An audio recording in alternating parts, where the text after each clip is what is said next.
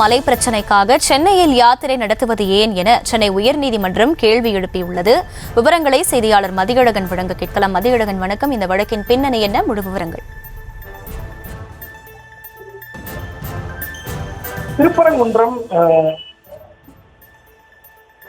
திருப்பரங்குன்றம் மலையை பாதுகாக்க வலியுறுத்தி சென்னை ஏகாம்பரேஸ்வரர் கோயிலில் இருந்து கந்தக்கோட்டம் வரை வேல் யாத்திரை நடத்த அனுமதி வழங்க உத்தரவிட கூறி பாரத் இந்து முன்னணி மாவட்ட துணைத் தலைவர் யுவராஜ் என்பவர் சென்னை உயர்நீதிமன்றத்தில் மனு தாக்கல் செய்திருந்தார்.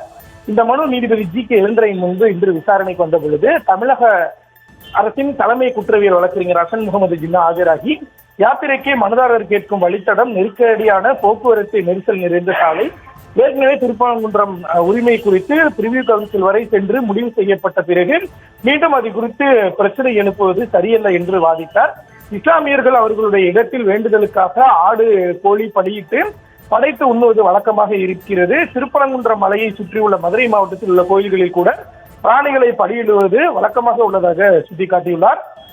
காலங்காலமாக திருப்பரங்குன்றம் மலையை சுற்றியுள்ள மக்கள் இந்து, முஸ்லிம் மற்றும் ஜெயின் ஆகியோர் மத வேறுபாடின்றி ஒற்றுமையாக வாழ்ந்து வரும் நிலையில் திருப்பரங்குன்றம் மலையை காரணமாக்கி தேவையற்ற கலவரங்களை உருவாக்கி மக்களின் ஒற்றுமை உழந்துவிடக் கூடாது எனவும் தமிழ்நாடு மத நல்லிணக்கத்திற்கும் சமூக ஒற்றுமைக்கும் பெயர் பெற்றது என தெரிவித்தார்.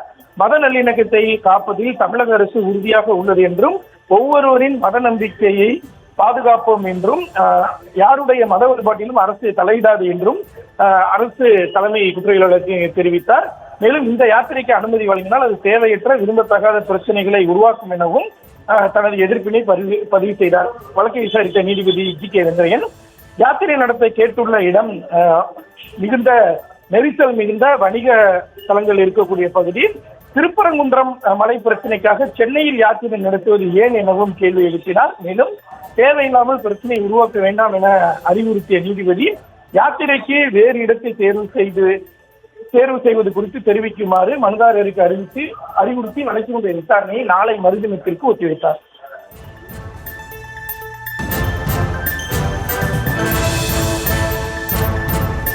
விவரங்களுக்கு நன்றி மதியம்.